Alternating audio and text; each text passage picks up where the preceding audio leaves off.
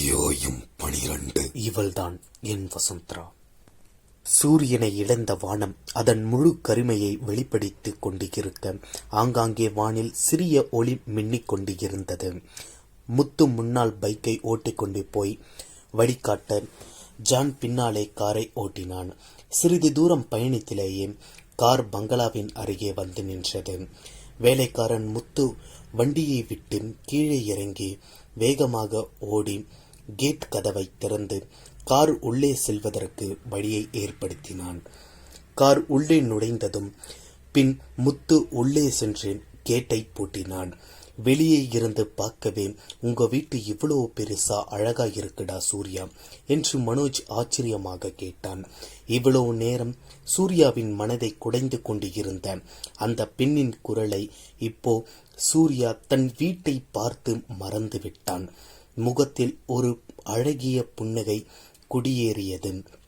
நண்பர்கள் அனைவரும் காரை விட்டு கீழே இறங்க வீட்டு வாசலில் சீதாலட்சுமியும் தனலட்சுமியும் சோமனும் மாடசாமியும் காத்திருந்தனர். காரை விட்டு இறங்கிய சூர்யா நேரா இத்தனை வருடம் அவன் தன் வாழ்வில் இழந்ததை இந்த சில நொடிகள் அவன் அடைந்ததை போல உணர்ந்தான். அவன் முகம் மகிழ்ச்சியை வெளிக்காட்டியது. சீதாலட்சுமியும் சூர்யா என்று மகனின் பெயரை சொல்லி அழைத்து சூர்யாவின் நெற்றில் முத்தமிட்டாள். சூர்யா, அம்மா எப்படிமா இருக்கீங்க என்றான். தம் தாயின் முகத்தை தான் கைகளால் பிடித்து கொண்டு. அதற்கு சீதாலட்சுமி, நீ வந்துட்ட இல்ல சூர்யா, இனி எனக்கு என்னப்பா, நான் நல்லா இருக்கிறேன் என்று புன்னகையுடன் மாடசாமி சூர்யாவின் அருகில் சென்று, சூர்யா எப்படி இருக்க என்று அன்பாக கேட்டார். சூர்யா, நான் நல்லா இருக்கிறேன் மாமா, நீங்க எப்படி இருக்கீங்க என்று கேட்டான். மாடசாமி, நான் நல்லா இருக்கேன்பா என்று கூறி அவரும் சூர்யாவை தழுவினார். சூர்யா, சித்தி சித்தப்பா எல்லோரும் எப்படி இருக்கீங்க என அனைவரையும் பார்த்து அன்புடன் விசாரித்தான் சூர்யா. தனலட்சுமியின் கண்களில் நீர் கோர்த்தியே சூர்யா என்று அவனை கட்டிக்கொண்டு அவன் தலையை தடவினாள் அன்பாக. அனைவரின் நலனையும் விசாரித்த பின் சூர்யா, அம்மா இது என்னோட நண்பர்கள் மனோஜ், கௌதம், ராம், ஜான் என்று அறிமுகம் செய்தான். அனைவரும் வணக்கம் கூறினர். ராம் வணக்கம் என்று கை கூப்பி, மனோஜ், ஹலோ அம்மா, நான் மனோஜ், நாங்க ஸ்கூல் டேஸ்ல உங்களை ஒரு தடவை பார்த்துருக்கேம்மா என்று கூறினான். நான் ஜான், எல்லோரும் எப்படி இருக்கீங்க என்று ஜான் கேட்டான். சோமன், உங்களை எனக்கு தெரியும் தம்பி, நான் பட்டணத்துக்கு வரப்போ உங்களை எல்லாம் பார்த்திருக்கிறேன் சூர்யா கூட என்று கூறினார். சீதாலட்சுமி, என் பையன் கூட இருக்கிற உங்களை எனக்கு தெரியாதப்பா, உங்களை எனக்கு நல்லாவே தெரியும் என்று கூறி அனைவரையும் பார்த்து சிரித்தார். சோமன், சரிப்பா வாங்க எல்லோரும் உள்ளே வாங்க. அனைவரும் வரவேற்று உள்ளே அழைத்தனர். சீதாலட்சுமியும், ஆமாம் எல்லோரும் உள்ளே வாங்கப்பா, இங்க வெளியில வாளியில இருக்கிற மஞ்சள் தண்ணியில காலை கழுவிட்டு வீட்டுக்குள்ளார போங்க என்றார். சூர்யா, சரியம்மா என்று கூறினான். வாசலில் வைக்கப்பட்டு இருந்த மஞ்சள் நீரில் காலை கழுவிவிட்டு உள்ளே வருமாறு பெரியவர்கள் கூறி அதன்படியே அனைவரும் அதை செய்வதற்கு சென்றார்கள். கால் கழுவும் போதும் ராம், என்னடா மஞ்சள் தண்ணியில காலை கழுவ சொல்றாங்க என்று கேட்டான். சூர்யா, மஞ்சள் கிருமி நாசினியடா, அதனாலதான் என்று பதில் கூறினான்.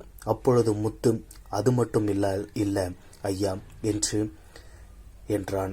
ராம், வேற என்ன என்று கேட்டான். அதற்கு முத்து, ஐயா, மஞ்சள் புனிதமானது, தீய சக்திகள் உங்களை நெருங்கி வந்து இருந்தால் மஞ்சள் தண்ணி உங்க மேல பட்டதும் அது விலகிடும், அதனாலதான் மஞ்சள். அதோட சூர்யா ஐயா சொன்ன மாதிரி அது கிருமி நாசினி என்றான். ராம், எல்லாத்துக்கும் ஒரு கதை வச்சு. கௌதம், மஞ்சள் தண்ணியில காலை கழுவிட்டா பீ பிடிக்காதா? அப்போ சரி, எல்லாத்தையும் நம்ம காலில் ஊத்திக்கலாம் என்று இறுதியாக வாளில் இருந்த மொத்த நீரையும் காலில் ஊற்றிக்கொண்டான். எதுக்கு வீட்டுக்குள்ளார பேய் இருக்கு, ஒரு கை நிறைய மஞ்சளை எடுத்துக்கிட்டு ஒரு வாளியில தண்ணியில கரைச்சி தலையில ஊத்தி குளிச்சுட்டனம்னா என்று ராமை பார்த்து கூறினான். அதற்கு ராம், டே லூசு, நீ வாடா வந்து லக்கேஜை எடு என்று அவனை எடுத்தான். பின் காரில் வைக்கப்பட்ட லக்கேஜியை எடுத்துக்கொண்டு உள்ளே போலாம் என்று அனைவரும் ஒருவர் பொருட்களை எடுத்துக்கொண்டு உள்ளே நடந்து செல்ல 4-5 வேலையாட்கள் ஓடி வந்து அவர் கைகளில் இருந்த பெட்டிகளை வாங்கி கொண்டனர். அடேங்கப்பா, இவ்வளோ பெரிய மாளிகை, எத்தனை வேலைக்காரங்க என்று வாயை பிளந்தான் கௌதம். பின் சூர்யாவை பார்த்து, டே சூர்யா, ஜமீன் குடும்பம் ராஜ குடும்பம் அப்படின்னு சொல்லுவாங்களே, அப்படி ஏதாவது ஒரு ராஜ குடும்பமா நீங்க என்று கேட்டான். அதற்கு சூர்யா பதில் கூறாமல் சிரித்தான். பேசாம உள்ள வாடா என்று ராம் கூறி, அதானே என்ன பேசாத அப்படின்னு மட்டும் எதுக்கும் எடுத்தாலும் சொல்லுங்க. கௌதம் சலித்து கொண்டான். சூர்யாவின் மாளிகை கௌதம் கூறியது போல மிக பெரியதாக அரண்மனை போல் தான் இருந்தது. வீட்டின் உள்ளே நுழைந்ததும் தான் சீதாலட்சுமிக்கு நினைவு வந்தது. சூர்யா வரும் முன்பே பாலா அவன் நண்பன் ஒருவனுடன் வீட்டுக்குள் வந்தான் என்று அதை பற்றி உமாவிற்கு தெரியப்படுத்த நினைத்தாள். ஆனால் சூர்யா தனலட்சுமி மணிமேகலை, நான் மாப்பிள்ளை வந்ததையே மறந்துட்டேன், இரு நான் போய் உமா கிட்ட பேசுறேன், அவளை போய் மாப்பிள்ளை கிட்ட பேச சொல்றேன், அவளை பார்க்கறதுக்கு தான் மாப்பிள்ளை வந்திருக்காரு, நீங்க இங்கேயே இரு, சூர்யாவை பார்த்துக்கோ என்றவள் உமாவிடம் சென்றாள். நண்பர்கள் அனைவரும் முற்றத்தில் அமர்ந்திருக்க ஜானின் மொபைல் சிலுங்கியது. என்னவோ ஜான் அவனுக்கு வந்த மொபைல் அழைப்பை ஏற்று கையில் போனுடன் வெளியே காரின் அருகே சென்று ஆர்வமாக அங்கு இங்கும் நடந்து கொண்டு பேசிக்கொண்டிருந்தான். அதே நேரம் தனலட்சுமி உமா என்று கத்திக்கொண்டே 2வது மாடியில் இருக்கும் உமாவின் அறைக்கு ஓடினாள். உமா, என்ன சித்தி, என்ன ஆச்சு? தனலட்சுமி மாப்பிள்ளை கீழே இருக்காரு, அவர் உன்னை பார்க்கறதுக்கு தான் வந்திருக்காரு, நீ போய் பாரு என்று உமாவிடம் கூறினாள். உமா சிரித்து கொண்டே சரி சித்தி என்றவள் வேகமாக கீழே சென்றாள். பின் படிக்கட்டியில் வழியாக வெளியே வந்து வீட்டு நுழையும் வாயிலை அடைந்தாள். அவளும் சூர்யாவும் வந்தது இன்னும் தெரியாது. பாலாவை காண வேண்டிய வேகமாக வந்து விட்டாள். அங்கே தனியாக நின்று இருந்த ஒருவரிடம் சென்றாள். அந்த ஆண்மகனின் பின்புறம் மட்டுமே அவளுக்கு தெரிந்தது. அவன் வெள்ளை கலரில் ஷர்ட் அணிந்திருந்தான். நல்ல உயரம், மிகுந்த எதிர்பார்ப்புடன் அவளுக்கு வரவேற்கும் வருங்கால கணவனின் முகம் காண அவனை அழைத்தாள். ஹலோ என்று அவளது இனிய குரலில் அவன் திரும்பி பார்க்க நிலா ஒளியின் கீழே ஒரு பெண் வெண்ணிற தாவணியில் மிக அழகாக இருக்கும் பெண்முகம் முழுக்க புன்னகையுடன் அவனை பார்த்து அவனிடம் அவளது கையை நீட்டுவதை பார்த்தான்.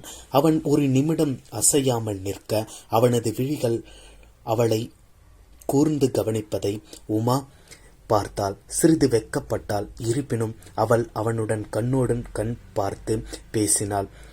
உமா, ஹலோ என்று மீண்டும். அவள் நீட்டிய கையை இறுக்க பற்றி கொண்டான். ஒரு முறை கையை குலுக்கினான். சரி, இருவரும் கை குலுக்க அந்த வண்ண வண்ண விளக்குகள் அந்த மாளிகை சுற்றி உடனடியாக பிரகாசமாய் எரிந்தன. அந்த விளக்குகளின் மத்தியில் இருவரும் ஒருவர் முகத்தை பார்த்த வண்ணம் நின்று இருந்தனர். கல்யாண வீடு என்பதால் அப்போதுதான் சீரியல் லைட் பொருத்தி இருந்தனர். அதை சோதிப்பதற்காக வேலையாட்கள் சுவிட்ச் ஆன் செய்தனர். இருவரும் கை குலுக்கும் போது சரியாக அது ஆன் செய்யப்பட்டது. அந்த இடமே வண்ண வண்ண விளக்குகளால் கோலாகலமாக மின்னிக் கொண்டிருந்தது. உமா, எனக்கு உங்க ரொம்ப பிடிச்சிருக்கு, உங்களுக்கு என்ன பிடிச்சிருக்கா என்றவள் அவனை கூச்சத்துடன் பார்த்தாள். பின் மீண்டும் கேட்டாள், நான் அழகாய் இருக்கேனா என்று அவனை பார்த்து கேட்க அழகாய் சிரித்தாள். ஆனால் அவன் மௌனமாக நின்றான். ஒரு தேவதை நேரில் வந்து இப்படி அவனை பிடிச்சிருக்கா என்று கேட்டு அவனை காதல் கண்களால் பார்த்தது போல இருந்தது. அவனிற்குள் அவளது மெய்த்திட்டிய கண்களை அவனையே ஏக்கமாக பார்த்து அவன் மீதெங்கும் ஊஞ்சலாடியபடி அவன் மெய் மறந்து அவளை பார்த்தான். உமா, ஏன் பேச மாட்டேங்கிறீங்க? எனக்கு உங்களை பார்த்தா பேச்சே வரல. ஆனால் யாரோ ஒருத்தர் பேசிதான் ஆகணும். சொல்லுங்க, என்ன பிடிச்சிருக்கா, பிடிக்கலையா? நான் பார்க்க எப்படி இருக்கேன், உங்களுக்கு ஓகேவா என்று வெக்கத்துடன் கேட்டாள். அவளது கேள்விகள் அவள் முன் நிற்பவனுக்கும் மூச்சு திணறியது. ஆனால் வேகமாய் துடிக்கும் அவன் இதயத்தை கட்டுப்படுத்தவே முடியவில்லை. தன் உதடுகள் துடிக்க பிடிச்சு என்று அவன் கூறி வருவதை கூறி முடிப்பதற்குள் கௌதம் அங்கு வந்தான். டே மச்சான், இங்கே என்னடா பண்ற என்று இடையே கௌதமின் குரல் குறுக்கிட்டது. கௌதம், டே யார் அந்த பொண்ணு, பார்க்கறதுக்கு நம்ம உமா மாதிரியே இருக்கா என்று யோசித்தான். கௌதம் சூர்யாவிடம் ஒரு முறை உமா இருக்கும் ஊருக்கு சென்று உமாவை பார்த்திருக்கிறான்.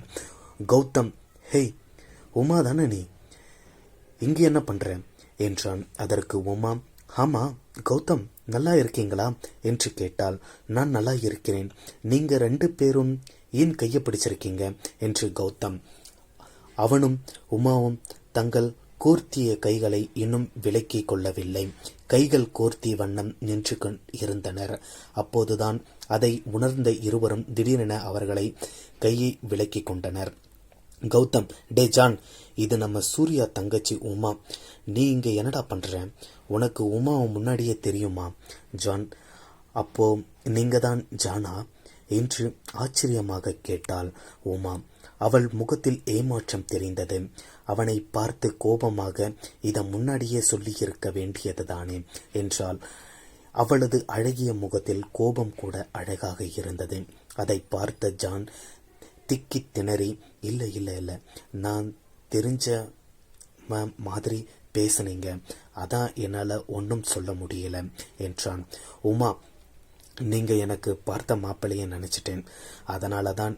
இருந்தாலும் நீங்க யாருன்னு ஒரு தடவை சொல்லியிருக்கலாம் தானே என்று சங்கடத்துடன் பேசினாள். கௌதம், மாப்பிள்ளை அப்படின்னு இவன் நினைச்சியா? அப்படி நினைச்ச என்ன பண்ண என்று அதிர்ச்சியில் கேட்டான். உமா, நான் இவர் கையை பிடிச்சிட்டு என்று அவள் கூறுவதற்குள் கௌதம் குறுக்கிட்டு, கையை பிடிச்சி அப்புறம் என்றான். உமா, என்ன பிடிச்சிருக்கான்னு வேற கேட்டு தொலைச்சிட்டேன், ஐயோ என்று முகத்தை சங்கடமாக வைத்து கொண்டு, இது பிடிச்சிருக்கியான்னு கேட்டியா? டே, அது நீ என்னடா சொன்ன என்றான் கௌதம்.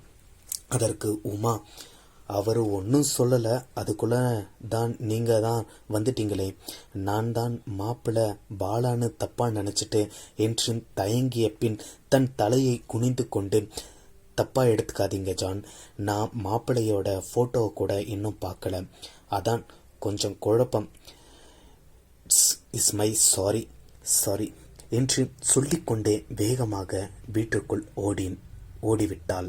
அவள் பாவாடையை தூக்கி பிடித்து தாவி தாவி ஓடும் முயல் குட்டியைப் போல ஓடிக்கொண்டிருப்பதை ஜான் பார்த்து கொண்டு நின்றிருந்தான்.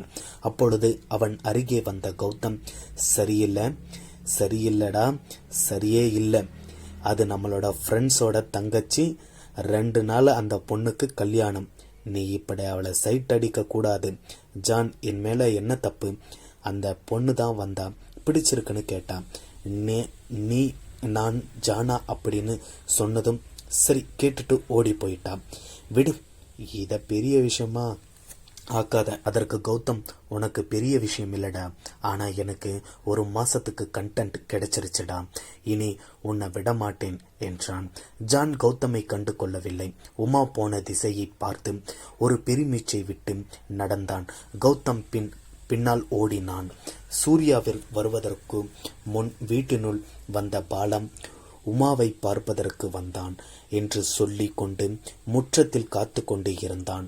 ஆனால் வெளியே சூர்யா வருவதாக சொல்லி பெரிய ஆர்ப்பாட்டம் செய்து கொண்டு இருந்தனர்.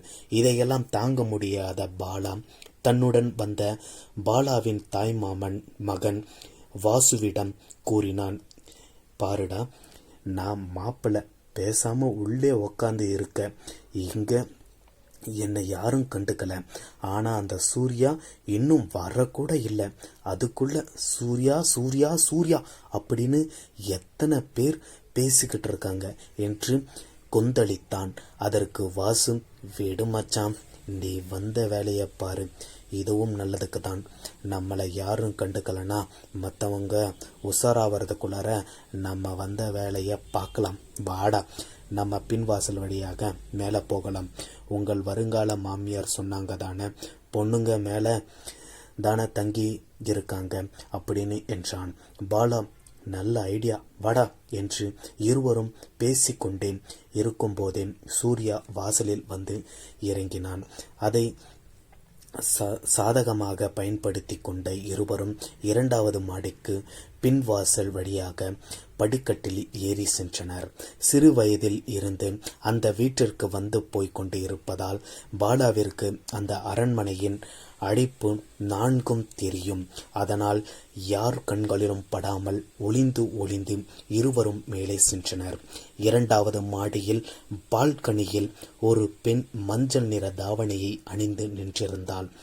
முகத்தில் முன்பு புரளும் கூந்தல்கள், அவ்வப்போது அவள் அழகிய வளையல்கள் அணிந்து கைகளால் ஒதுக்கிக் கொண்டே பறவைகளுக்கு உணவளித்து கொண்டிருப்பதை பாலா பார்த்தான். அவன் பார்த்து கொண்டிருக்கும் போதே அரண்மனை சுற்றி பொருத்தப்பட்டிருந்த அலங்கார விளக்குகள் அனைத்தும் ஒரே நேரத்தில் எரிந்தன. அந்த மாளிகை வண்ணமயமாய் ஆனது. அப்பொழுது பாலா, டே வாசு, அவதான் என்னோட வசுந்தரா என்று அவளை பார்த்தபடியே கூறினான். அதே நேரம் முற்றத்தில் மணிமேகலை சூர்யாவிற்கு அவன் நண்பர்களுக்கும் தேவையானதை செய்து கொண்டு இருந்தாள். அப்போது சூர்யா, அத்தை, உமா எங்க என்று கேட்டான். மணிமேகலை, உமா மேலே இருக்கா, இல்லைனா மாப்பிள்ளை வந்திருக்காரு, அவர் கூட பேச போயிருப்பா என்று கூறினாள். அதற்கு சூர்யா, உமா மட்டும்தான் மேலே இருக்காளா, வேற யாராவது இருக்காங்களா? மணிமேகலை சிரித்து கொண்டே கேட்டார். உனக்கு யார் வேணும் சூர்யா? சூர்யா தன் தலையை சொரிந்தான். பின் சங்கடத்துடன் நெளிந்து கொண்டே, இல்லை, எல்லோரும் வந்துட்டாங்களா என்று சூர்யா கேட்டான்.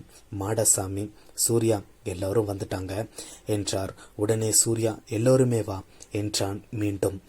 சீதாலட்சுமி புரிந்து கொண்டு சிரித்தார். சூர்யா, உன் வசுந்தரா மேலதான் இருக்கா, போய் பாரு என்றார். மர்மம் தொடரும்.